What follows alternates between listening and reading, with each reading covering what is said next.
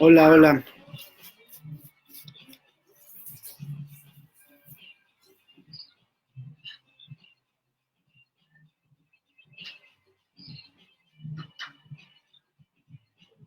Yo no puedo ver nada, dijeron que alguien me iba a presentar, pero no puedo ver nada, no sé cómo verlo aquí.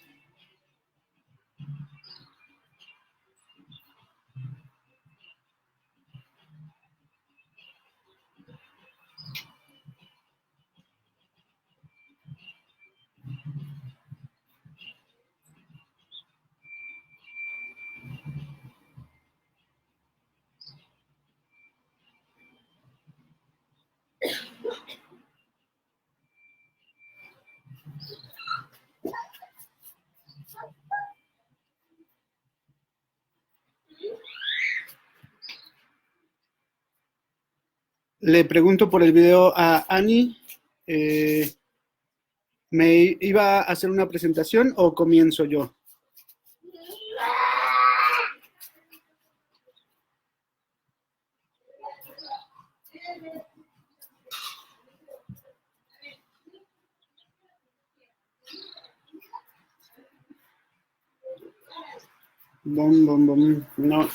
No encuentro ningún icono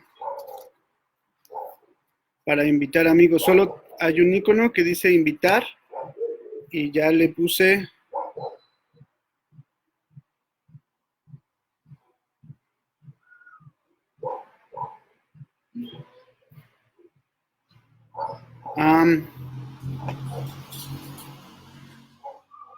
Es que no aparece el icono de compartir la cámara.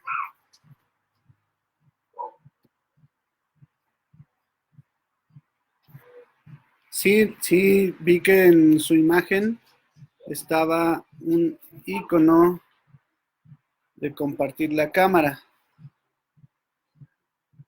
pero ese icono no lo tengo yo.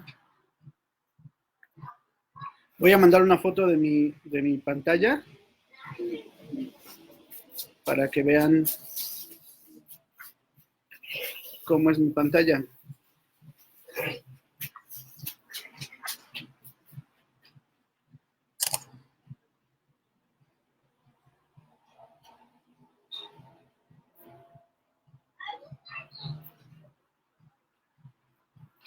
Mi pantalla es así.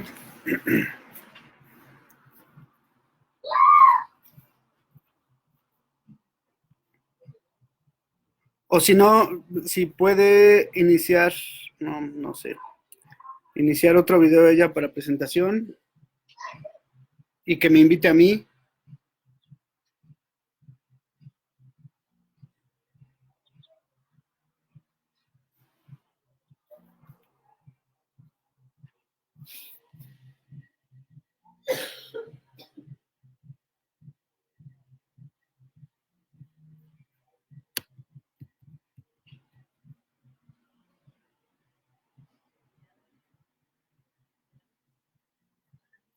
Una disculpa a quienes se están conectando, todavía no logro ver si va a haber presentación o no. Si Ani puede comentar por aquí.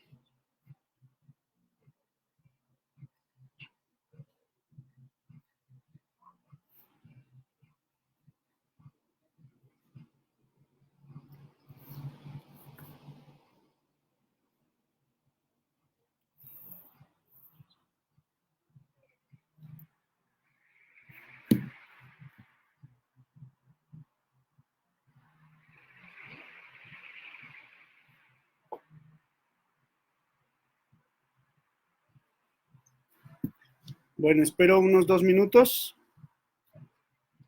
para recibir la indicación.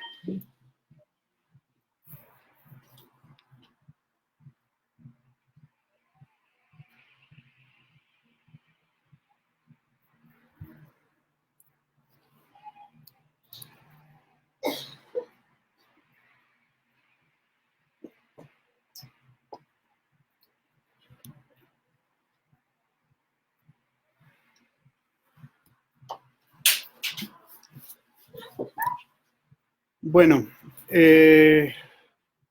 tenemos un pequeño problema porque debíamos compartir la cámara con Ani Torres, la administradora del grupo, pero yo no puedo hacerlo, entonces agradezco enormemente el espacio del grupo y pues a reserva de que al final podamos solucionar esta cuestión y hacer algunos comentarios de alguien más,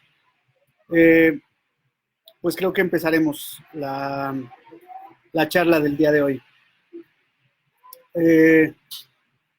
Muchas gracias a todo el grupo de aprendizaje libre, natural, amoroso, feliz y creativo. Es un esfuerzo muy importante, nos ha ayudado a muchos que somos papás, nos ha ayudado a sentirnos acompañados en el camino.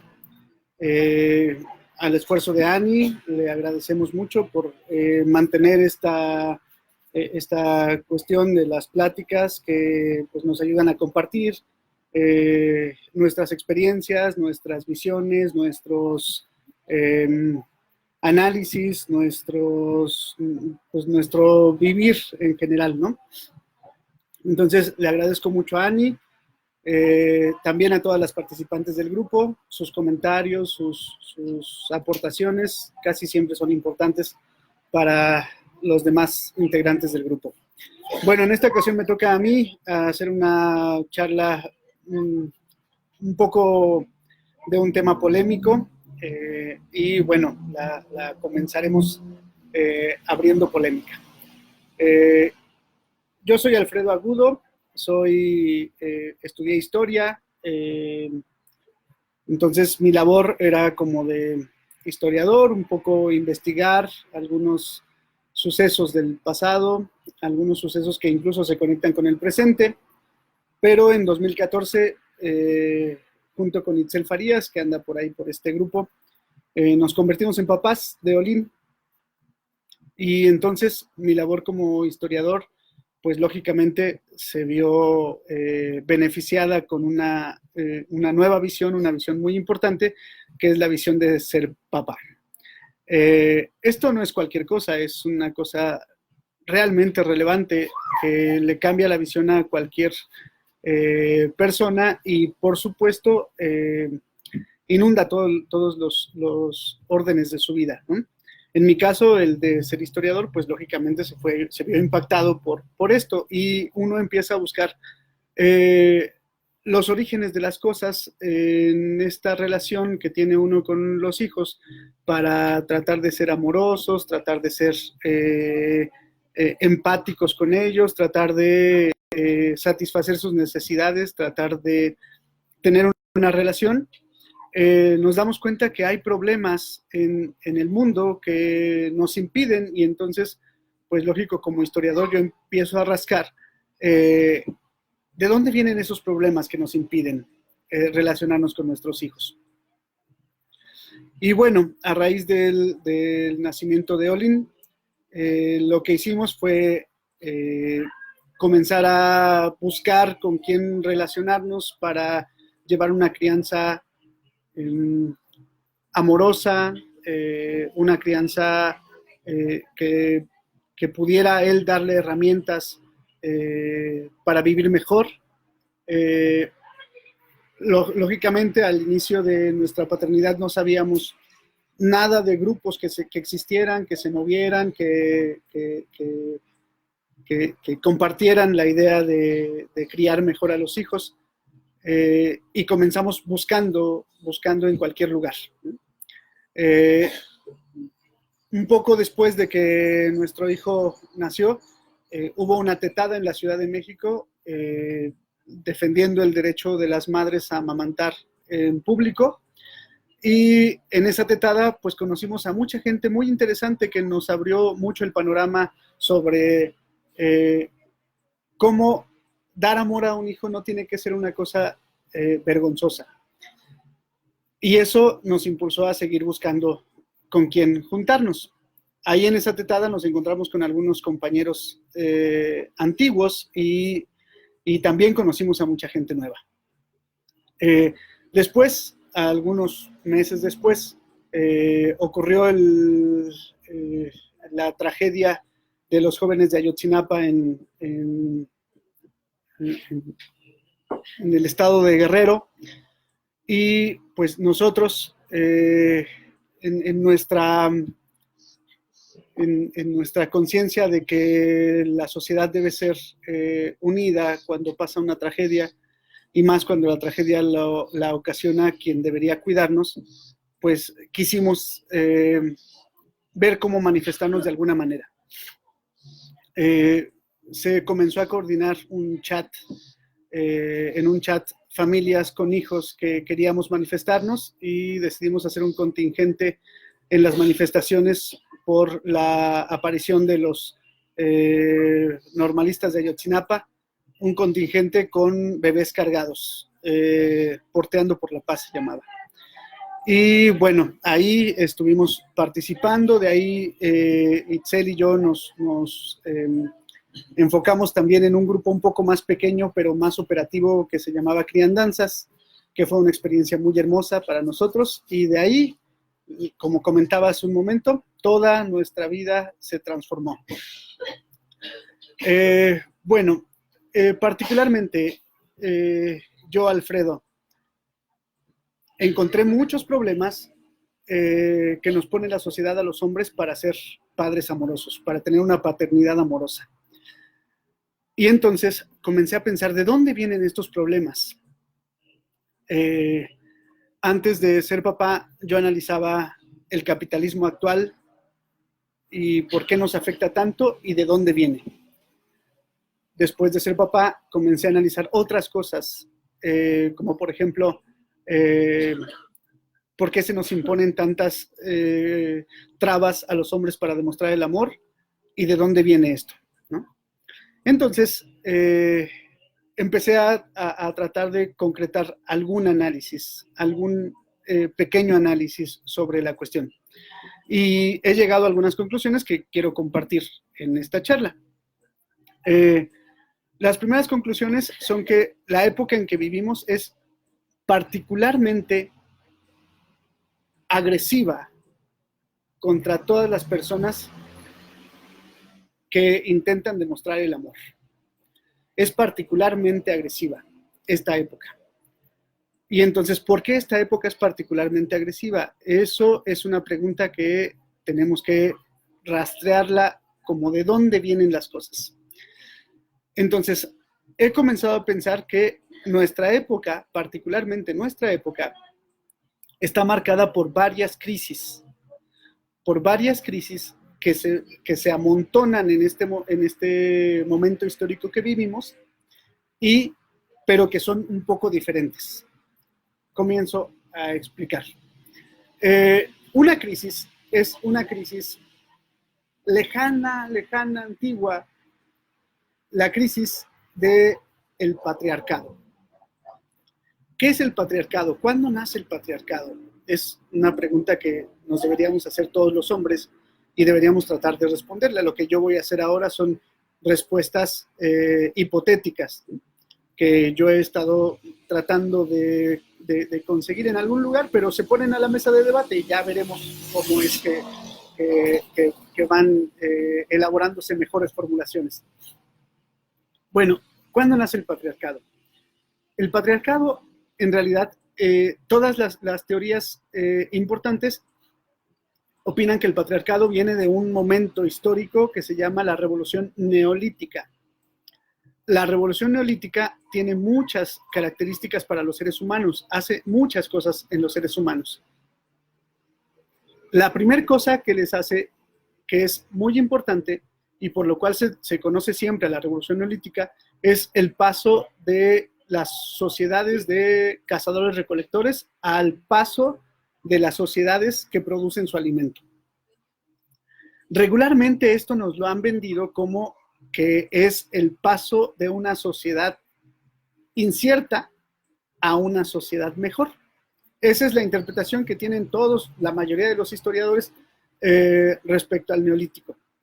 Pero hay una corriente pequeña que dice que no, que esto no es cierto, que en realidad lo que pasó es que se vivía en una sociedad donde había abundancia de recursos y entonces no tenía nadie que estar afanándose en producir cosas, pero que la sobrepoblación fue agotando los recursos y que entonces hay un momento de sobrepoblación en que ya no hay abundancia y entonces los seres humanos tienen que ponerse a producir sus recursos, los recursos que necesitan para alimentarse. Entonces, este problema, visto en su forma benéfica, parece como un avance científico, un avance tecnológico, pero visto en su forma limitante es un problema serio, porque la revolución neolítica, cuando los hombres se ponen a producir alimento, surgen muchas cosas con la producción de alimento de los seres humanos. Una de las cosas que surge es las peleas entre ellos. En una sociedad de abundancia, pues la gente rara vez se pelea, ¿no? Hay una teoría de antropólogos latinoamericanos que en las sociedades, que en Latinoamérica se hacen tantas fiestas porque en las sociedades antiguas los cazadores recolectores se movían en grupos y cada vez que se encontraban no peleaban como nos decían en la escuela. En realidad lo que hacían era hacer fiesta porque se encontraban. Y entonces esto nos cambia mucho el panorama. Una vez que empiezan a producir su alimento, comienzan a pelear porque el otro no les quite el alimento que producen. Como pelean, también empieza a surgir la necesidad de la defensa. Y entonces la necesidad de la defensa hace que los hombres salgan de casa según a defender el territorio y las mujeres se queden a producir. Quienes encabezan el proceso de la agricultura en el mundo, en realidad son las mujeres, no son los hombres. Y las mujeres producen y los hombres se salen de la casa según a defender. ¿Qué van a hacer cuando defienden? Van a echar relajo entre ellos, van a echar coto entre ellos. Y echan relajo un rato y después regresan a la casa diciendo que, qué cansado es defender el territorio y piden de comer, ¿no? Esto va generando una relación. La mujer va quedándose dentro de la casa y los hombres van siendo las caras públicas.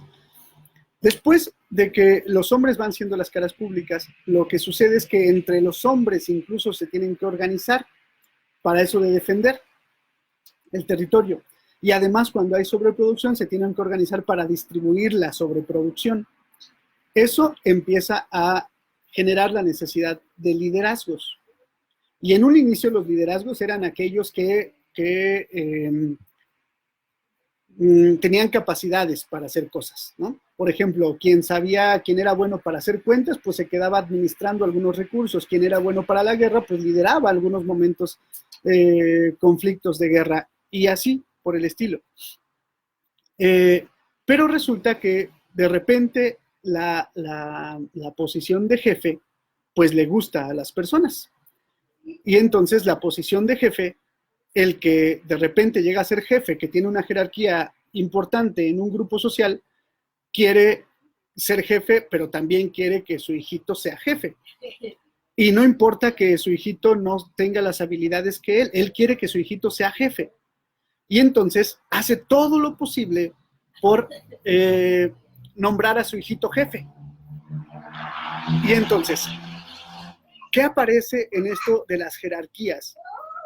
Pues aparece que el que hizo todo lo posible para nombrar a su hijito jefe, de repente se le ocurre que una cosa que puede hacer efectivo que su hijo sea jefe es que no es un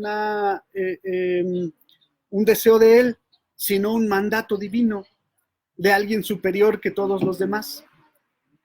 Y entonces, lógicamente antes había creencias en cosas divinas porque el mundo es divino, ¿no?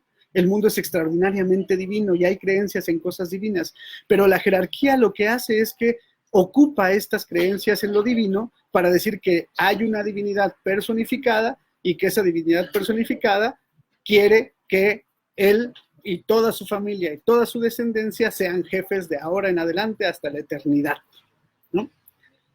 Y entonces las creencias en lo divino comienzan a convertirse en religiones que sostienen el poder de los jefes. Entonces, la revolución neolítica, que nos venden como la revolución más importante del mundo porque fue la revolución tecnológica más impresionante, pues en realidad no tenía tanto de tecnología, lo que tenía es que es una revolución en donde surgen la división sexual del trabajo, el machismo, por tanto, la división social, jerárquicamente hablando, los dirigentes y los dirigidos, los gobernantes y los gobernados. Surgen las guerras y los conflictos entre los seres humanos. Surge, ¿qué más? La religión como justificación del poder. Entonces, todas estas cosas suceden con la revolución neolítica y la revolución neolítica es en realidad el comienzo de una etapa de los seres humanos en la que están divididos en clases, jerarquías y géneros. O sea, la división de los seres humanos.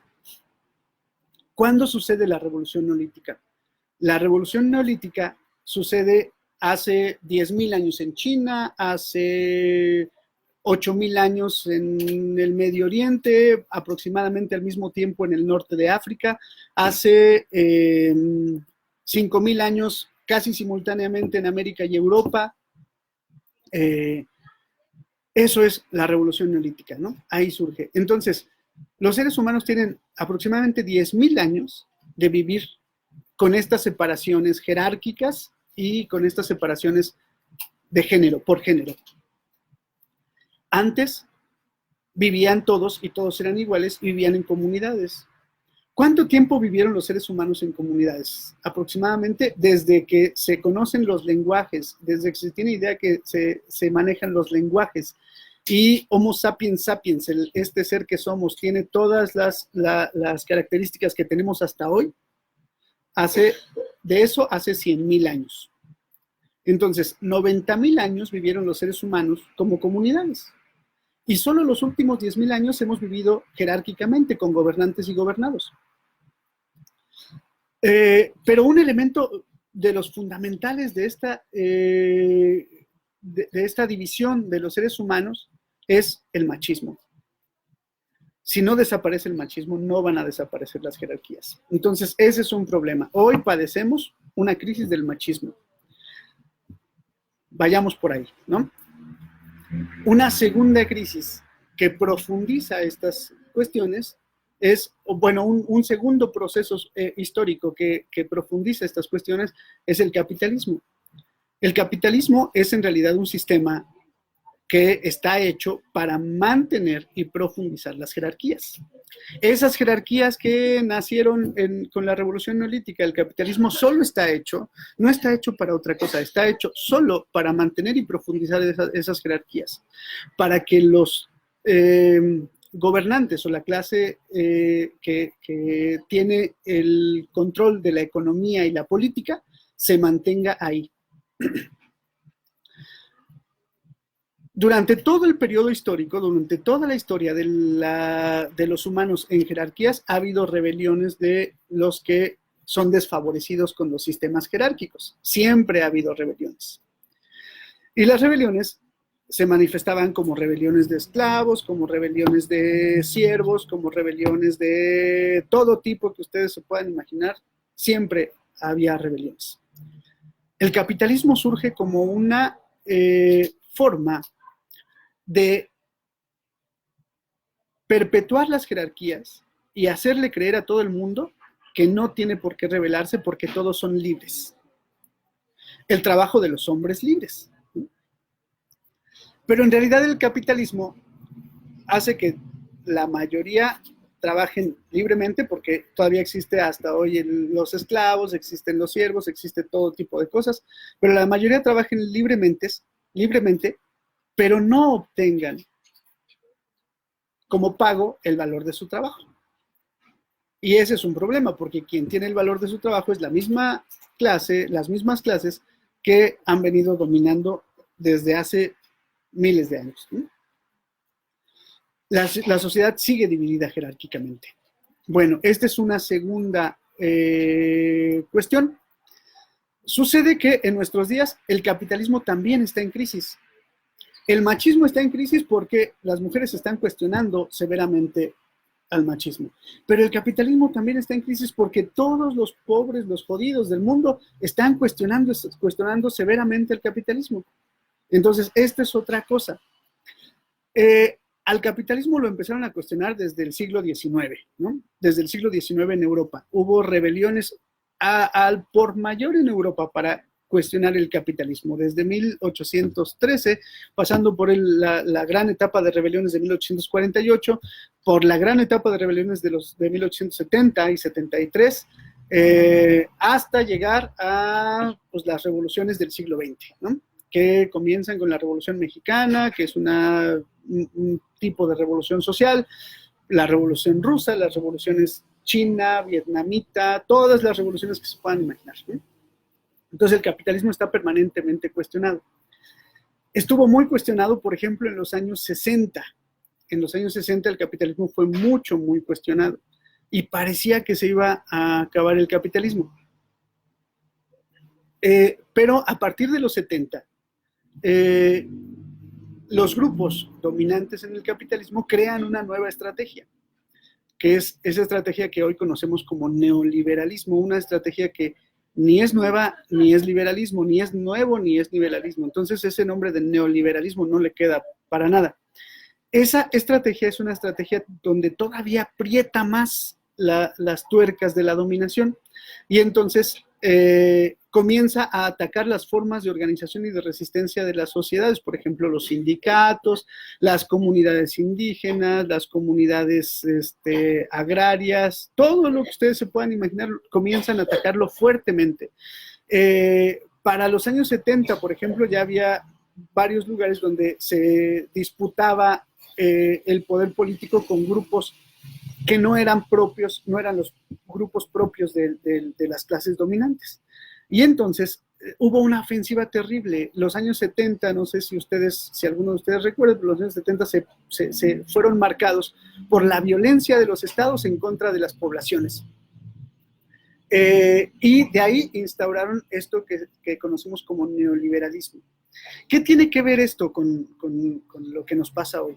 Pues tiene que ver que el neoliberalismo está marcado por una superindividualización de las personas. Es decir, tratar de desarticular cualquier tipo de comunidad, incluso las familias. Incluso las familias intentan ser desarticuladas. Las familias ya no son grupos de solidaridad o el sistema en que vivimos pretende que las familias ya no sean grupos de solidaridad donde se apoyan unos a otros. Pretende que las familias sean individuos que viven bajo un mismo techo, pero de preferencia no deberían vivir bajo el mismo techo, deberían estar como separaditos, solo en un periodo corto donde no pueden hacerse las cosas por sí mismos, pero ya los impulsan a que se vayan lejos, ya ni siquiera en pareja, ya ni siquiera las parejas son como promovidas por el sistema en que vivimos, sino es un superindividualismo. También eso tiene que ver con la negación del amor de las personas del mismo sexo, ¿no? No aceptan ningún tipo de amor, estas sociedades en las que vivimos. En este superindividualismo, por ejemplo, los niños tienen que ir a dejarse lo más pronto que se pueda a la guardería. Tienen que estar en escuelas de tiempo completo, los papás tienen que trabajar todo el tiempo. El trabajo es el único lugar donde la gente debe ser reconocida. Y hablando con bases económicas, en realidad, si nos vamos a cuestiones económicas, existe riqueza suficiente en el mundo y se produce riqueza suficiente con el trabajo, se produciría riqueza suficiente con el trabajo de 4 horas por cada individuo, 4 horas debería de trabajar cada individuo para producir riqueza suficiente para vivir súper bien. Esta cuestión de que los millonarios acumulen miles de millones de dólares o cientos de miles de millones de dólares es una cuestión que si se repartiera entre la sociedad nos alcanzaría para que todos viviéramos súper bien. El desempleo que tenemos al lado de gente que trabaja 8 horas, 9 horas como mínimo, o que pueden llegar hasta jornadas de 14 o 15 horas, algunos con gusto, dicen que con gusto. Este desbalance entre la población en realidad se solucionaría si todos trabajáramos 4 horas y los demás los dedicáramos a disfrutar de la vida. En realidad eso es lo que deberíamos estar persiguiendo todos. Y disfrutar de nuestros seres queridos y disfrutar del amor. Lo que pasa en nuestros días es que no está permitido disfrutar del amor. El amor es una cuestión peligrosa, es una cuestión subversiva. Entonces, el superindividualismo está hecho por el machismo que viene desde hace 10.000 años, por el capitalismo que viene desde hace 300, 400 años, por el neoliberalismo, ha aumentado por el neoliberalismo que tiene unos 30, 35, 40 años cuando máximo. Estos 3 procesos nos han llevado a ser hiperindividualistas, superindividualistas. Y ahora vamos aterrizando en lo que nos pasa a los hombres cuando somos padres. Lo que nos pasa a los hombres es que estamos marcados por ese machismo que nos hace que nosotros seamos la cara pública de nuestra familia y que estemos afuera la mayor parte del tiempo. Y que los hombres lleguen solamente a exigir comida a sus esposas y a ver a los niños como saludarlos y a ver televisión, ¿no? A ver televisión viendo partidos, viendo una serie de contenidos bastante enajenantes de nosotros mismos, nos hacen ajenos a nosotros mismos. Entonces, eso es una parte, el machismo nos marca en esa parte. El capitalismo nos marca en que si no somos productivos en nuestro trabajo, somos unos fracasados. Y si no generamos mucho dinero para darles a las familias, somos unos fracasados, pero el dinero que nos sacrificamos enormemente en generar, no lo podemos disfrutar con ellos. Si nos dedicamos a trabajar para sacar dinero, el trabajo exige una cantidad de horas y una intensidad del trabajo tan fuerte que en realidad no tenemos tiempo para disfrutar con nuestros seres queridos.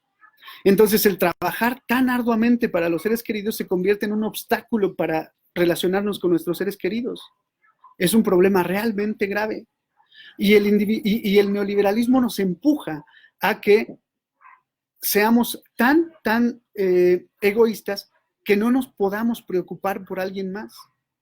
El neoliberalismo es una doctrina que lo que nos hace es centrarnos en nosotros mismos y valorar nuestro éxito o nuestro fracaso.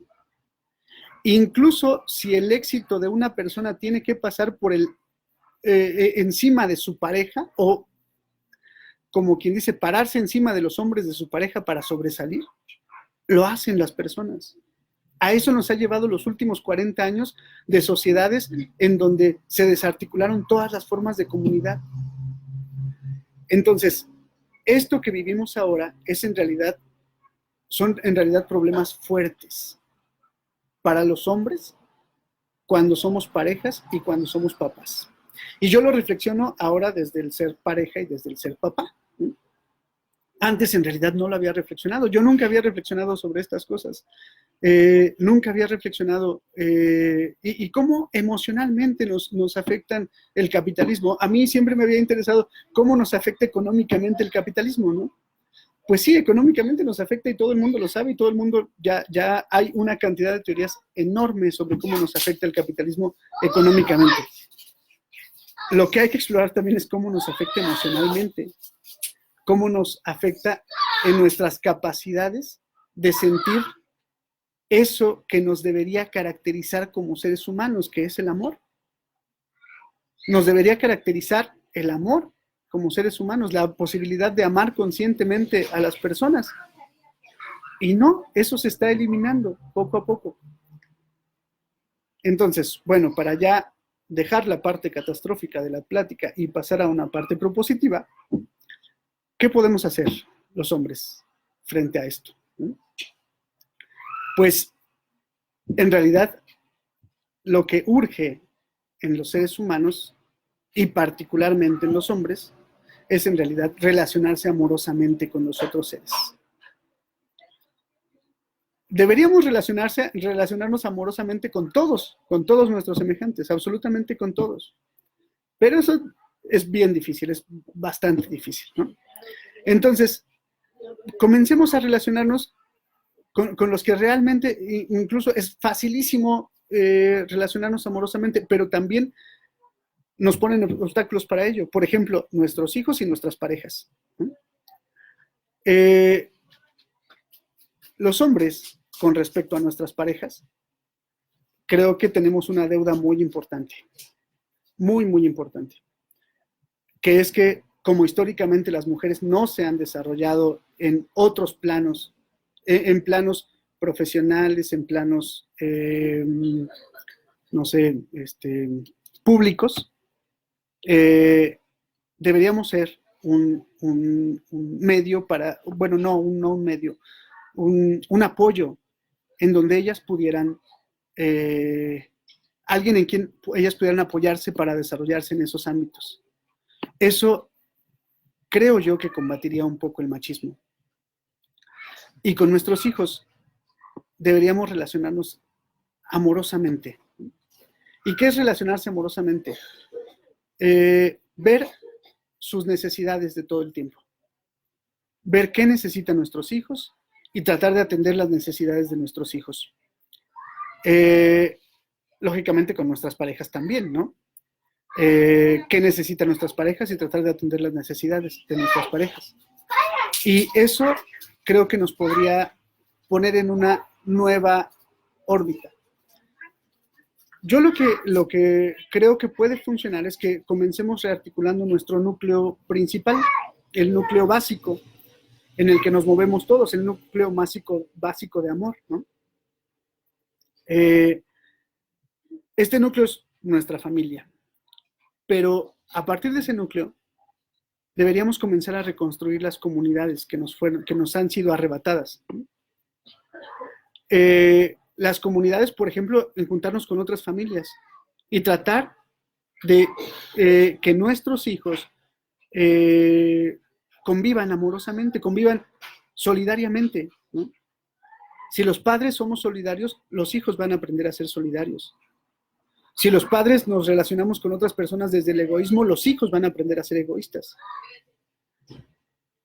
Entonces, si nosotros nos relacionamos con nuestros propios hijos desde el amor, después podemos empezar a relacionarnos con otras familias que también estén en la misma lógica desde el amor.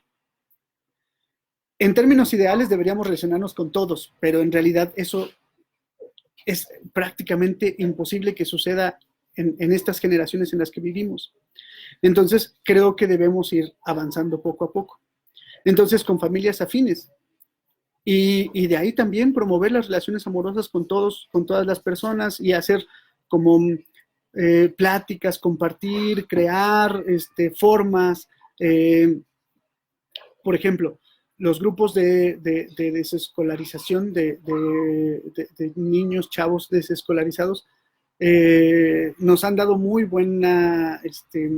muy buena experiencia a nosotros, a mi núcleo familiar, a Itzel y a mí y a Olin, porque en realidad vemos que, por ejemplo, la escuela te mete mucho en la violencia y en el individualismo. Y cuando te relacionas un poco por fuera de la escuela y un poco fuera de la competencia y un poco fuera de las obligaciones, empieza a surgir como de manera bastante espontánea las relaciones de cariño, de solidaridad, de afecto. ¿Sí? Entonces, eso es una vía. Nosotros estamos también explorando esa vía. Pero debe haber varias vías, debe haber varias y debe, como la presentación de este grupo es muy bonita porque dice, aquí se aceptan a todos los que practican cualquier forma de crianza amorosa, ¿no? Ya lo hagan desde el homeschooling, unschooling, radical unschooling, flexi-schooling, lo que sea, ¿no? Pero que se relacionen para el aprendizaje de manera amorosa. Pues es más o menos lo que deberíamos hacer todos los seres humanos. Y en este sentido, pues los hombres tenemos deudas importantes que pagar, ¿no? Y creo que también hay que tener la sensibilidad para que los hombres asumamos que tenemos esas deudas importantes de pagar y comencemos a tener la disposición de pagar esas deudas de amor. Porque sí hay que reconocer que los hombres nos hemos aprovechado del trabajo de las mujeres para hacer las figuras públicas en diferentes lugares. Hay que reconocerlo y hay que comenzar a revertirlo y hay que comenzar a trabajarlo. Yo creo que se puede hacer desde el amor y desde ahí comenzar a sensibilizarnos y después a actuar en consecuencia. Pero bueno, esas son a grandes rasgos unas primeras propuestas que hay sobre estas interpretaciones y pues no sé si quieran algún tipo de intercambio. No pude hacerlo de la cámara, pero si alguien puede hacerlo, pues sería bueno que lo hiciera. Y si no, pues con las preguntas por aquí, por el chat. No sé si alguien tenga alguna pregunta, comentario que podamos compartir por aquí.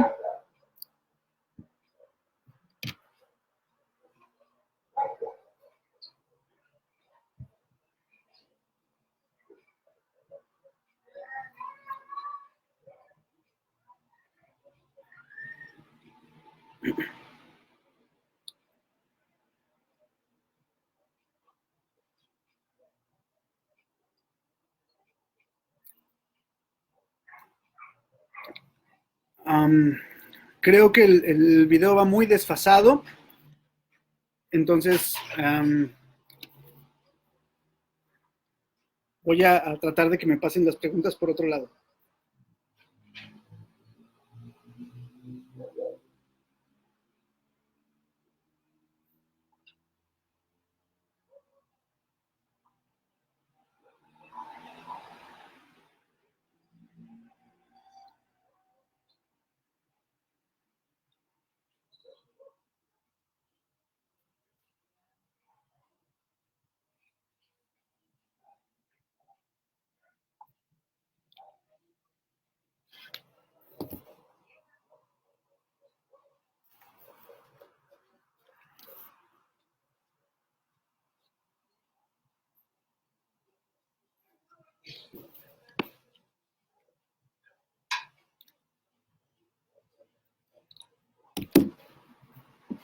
Bueno, Itzel Farías Malagón me pregunta, me dice que hable sobre la experiencia en las colectivas, en que he participado desde la paternidad. Sí, pues la experiencia como padre fue desarrollándose de manera como un poco paulatina, ¿no? Porque, por ejemplo, cuando participamos en Porteando por la Paz, que era al principio de la plática, les comentaba un poco que participamos en Porteando por la Paz, un grupo que se organizaba para manifestarnos padres con hijos cargados por la aparición de los 43 normalistas de Ayotzinapa. Cuando participamos ahí, en realidad el protagonismo lo tuvieron las mujeres y yo considero que fue un elemento muy importante, muy bueno, porque ellas nos llevaban eh, este, a organizarnos a algunos papás que llegábamos por ahí y no llegaban muchos, ¿no? Llegaban pocos en realidad. Eh, entonces, la organización de los hombres en ese colectivo en realidad no se dio, no fructificó. Después estuvimos en una colectiva más pequeña, que les decía un poco más operativa, más pequeña, que se llamaba Criandanzas. Y en esa cooperativa, en esa colectiva Criandanzas, las mujeres también llevaban la batuta, pero los hombres comenzamos a platicar un poco más. Comenzamos a platicar un poco más cosas, pues no sé, sobre cómo le hacíamos para pasar tiempo con nuestros hijos, cómo jugábamos con ellos, tampoco a mucha profundidad, pero platicábamos ya más cosas. Y bueno, también nos poníamos de acuerdo, éramos parte de la coordinación, ¿no? Por ejemplo, si había algún evento, pues participábamos en la logística, participábamos en cosas por el estilo. Había mucho más relación con los padres de esa colectiva, ¿no? Después, nuestra familia se tuvo que mudar de la Ciudad de México hacia Hidalgo. Y ahí participamos en la tribu Yolotzintli. Fuimos parte de ese hermosísimo proceso de la tribu Yolotzintli, donde nos involucramos mucho más, pero mucho más ambos, ¿no? Itzel, que era la que siempre se involucraba en las colectivas, pues siguió más o menos su ritmo, pero yo me involucré mucho, pero mucho más, ¿no? Al grado de que, por ejemplo, yo me podía coordinar con mamás o papás para hacer los eventos, aunque Itzel no estuviera o aunque Itzel no pudiera ir, ¿no? Nos coordinábamos papás, mamás. Había varios papás que éramos los que llevábamos más recurrentemente, porque, por ejemplo, en mi caso, Itzel en ese tiempo estudió la maestría, y yo tenía un poco más de disponibilidad y entonces yo era el que llevaba más a nuestro hijo, pero había varios papás en nuestra misma situación, ¿no? Y entonces habíamos varios papás que éramos los que llegábamos. Y sí, la verdad, sinceramente, no es por decir que en Criandanzas no hubiera cariño, pero sinceramente en la tribu Yolotzintli logramos hacer una relación afectuosa muy profunda, ¿no? Muy profunda con varios papás. Y ese fue un tiempo muy importante para mi reflexión en estas cuestiones de la paternidad. Y pues bueno, esas son como esas son mis experiencias. Itzel lo podrá contar de otras maneras, pero particularmente yo lo viví más o menos de esa manera, ¿no? ¿Qué fue lo más difícil de sobrellevar? Con respecto a qué, Ani Torres, lo más difícil de sobrellevar, siendo en mi paternidad, pues mi paternidad ha sido muy gozosa, muy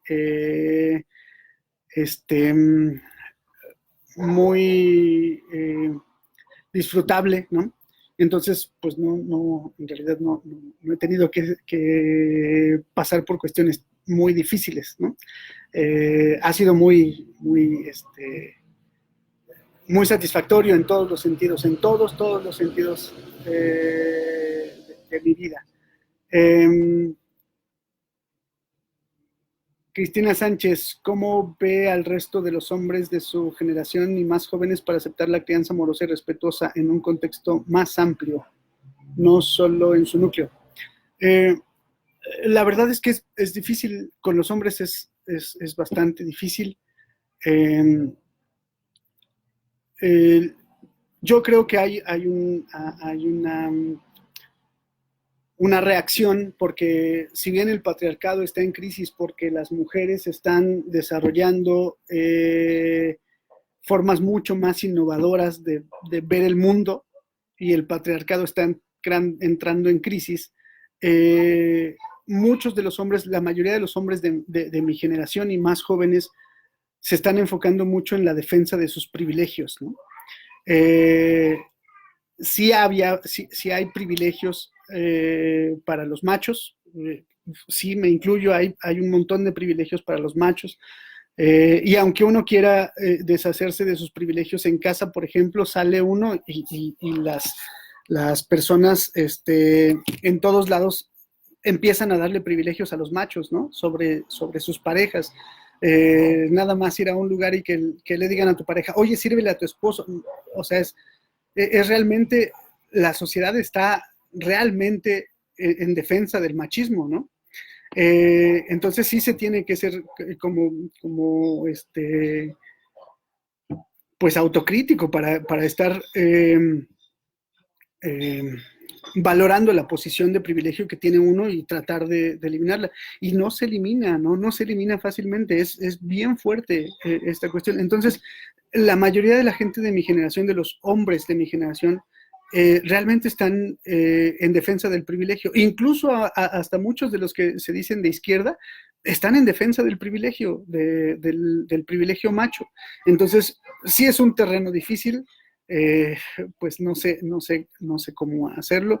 Eh, pues creo que hay que reflexionarlo mucho, pero también pues las mujeres en la medida en que vayan este, generando nuevas formas de valoración de la sociedad, pues también irán cerrando paso al machismo y a la defensa de los privilegios, y nosotros tendremos que ajustarnos a las a nuevas formas, ¿no?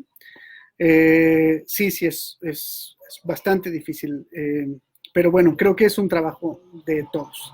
Además, Itzel siempre me dice, ustedes hagan su trabajo, nosotras hacemos nuestro trabajo como feministas, bueno, como mujeres, pero ustedes no, nada más se hacen güeyes, no hacen su trabajo. Es cierto, no, nos hacemos muy güeyes, pero bueno, poco a poco pienso que vamos a ir sensibilizando también a más.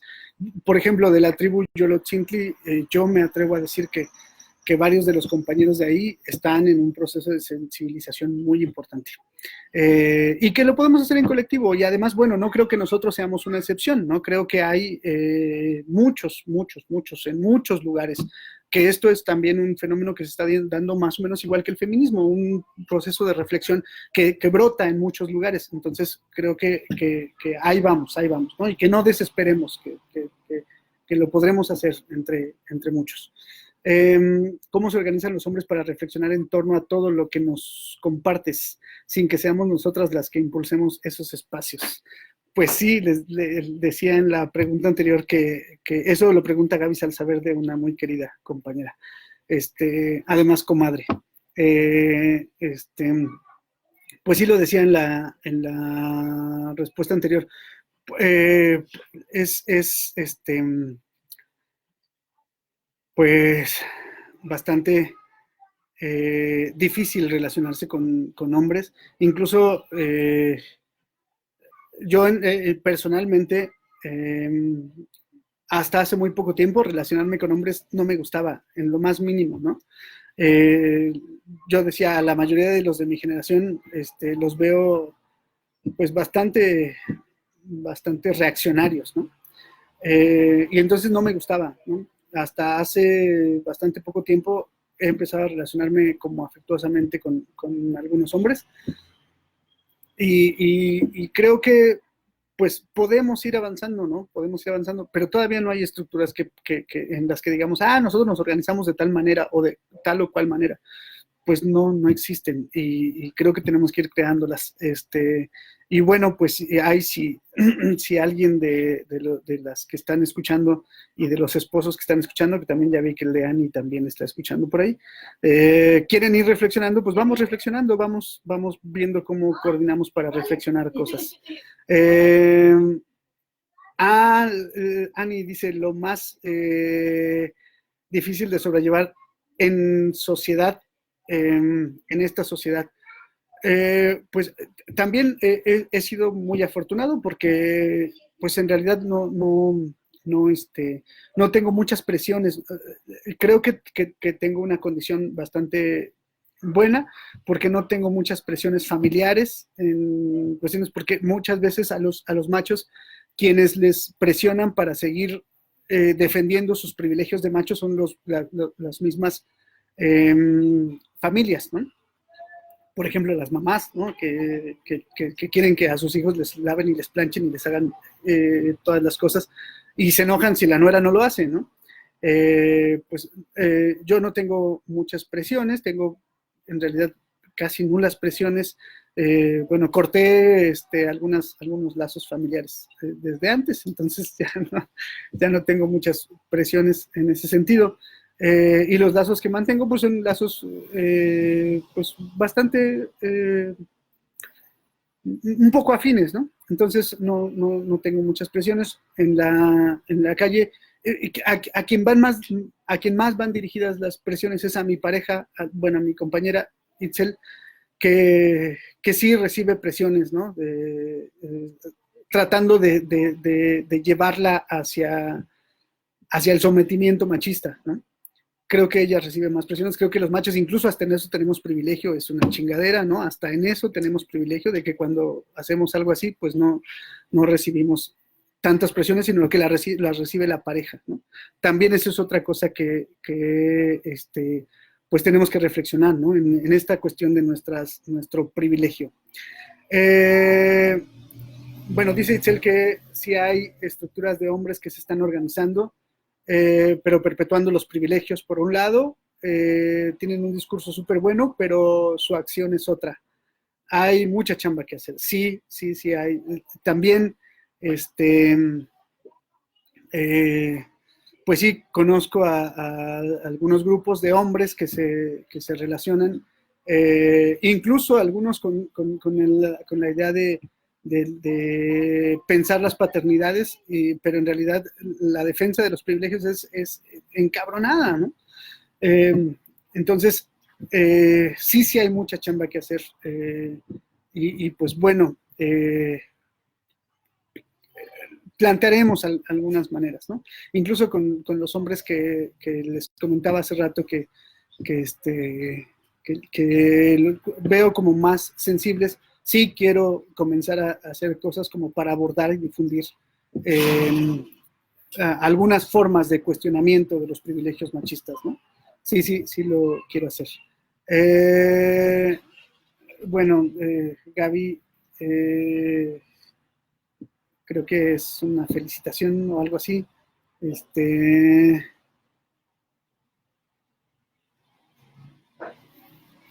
Bueno, muchas gracias, Gaby. Pues, pues se hace lo que se puede, ¿no? Eh, y nosotros también los queremos mucho a ustedes. Eh, y hay otro comentario. Yo creo que la presión familiar siempre está. El asunto es cómo ponerlas en su lugar. Eh, pues les decía que no tengo mucha experiencia de cómo poner en su lugar las presiones familiares, porque en realidad eh, como que crecí un poco solitario y aislándome un poco de la familia a la cual pues consideraba muchas veces como un núcleo un poco maléfico. Y entonces, pues no soy muy apegado a la familia. Eh, y entonces no sufrí presiones familiares en estas cuestiones de la paternidad bueno, sí sufrí algunas presiones familiares. Recuerdo un día que estábamos en casa después del cumpleaños de Lynn, al día siguiente del cumpleaños de Lynn, y yo iba a regresar con mi hermano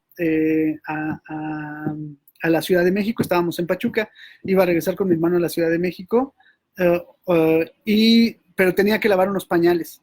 Y entonces me puse a lavar unos pañales para irnos. Y mi hermano se indignó de una manera así terrible y se puso a decir que no podía ver a su hermano lavando pañales y a reclamarle a mi esposa que por qué ella no lavaba los pañales y así una cosa realmente espantosa, ¿no? Le dijimos, oye, es que nosotros tenemos las divisiones de trabajo y tenemos que, lo hacemos a nuestra manera, no te metas. Pero no, hombre, fue una forma realmente muy agresiva, ¿no? Más contra mi esposa que contra mí, ¿no? Más contra ella. Entonces, pues mi esposa también es de pocas, de mecha corta, bueno, o no tiene mecha, pero, y entonces se armó una bronca, ¿no? Una bronca tal que mi hermano pasó mucho tiempo sin visitarnos, ¿no? Eh, pero sí, pero afortunadamente de esas presiones, pues bueno, no las tengo muy cerca, ¿no? Nos vemos cada año, una vez al año, entonces, y además no impactan mucho, entonces, bueno, en ese caso soy afortunado, pero sí, las familias que son unidas, la presión es impresionante, es lo que veo. Todos mis amigos, la presión empieza con sus mamás son un elemento muy importante para defender los privilegios. Así que, pues mamás, tenemos que trabajar mucho con esas cosas, los que tienen hijos e hijas, ¿no? Este, bueno, yo también que tengo un hijo, pues trato de hacer las cosas para que mi hijo vea que los machos no debemos tener los privilegios, ¿no? Pero bueno, les digo, siempre los privilegios se mantienen, es muy fuerte esta batalla que llevamos, ¿no? Eh,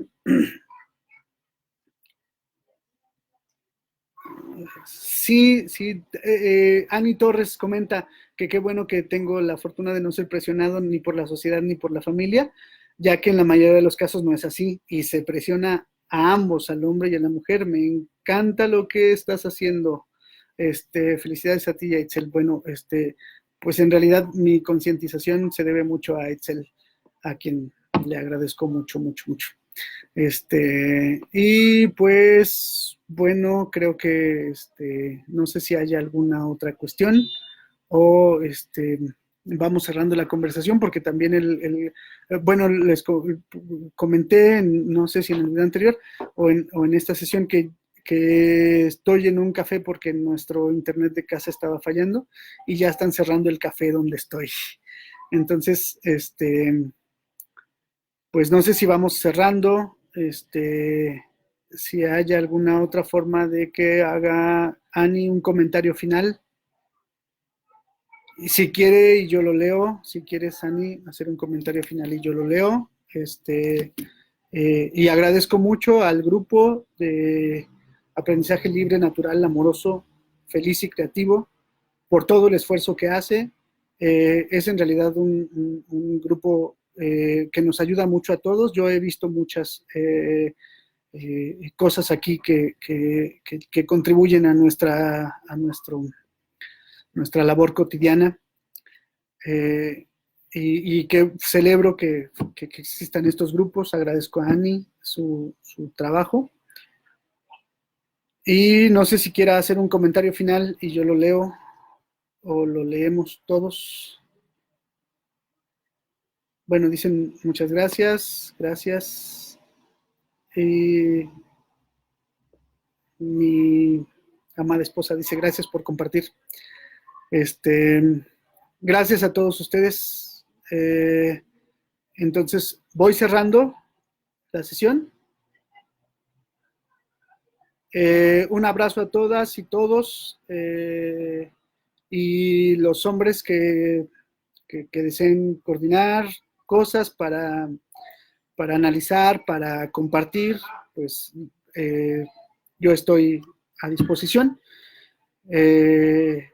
Y pues muchas gracias a todos por escuchar y voy cerrando el video.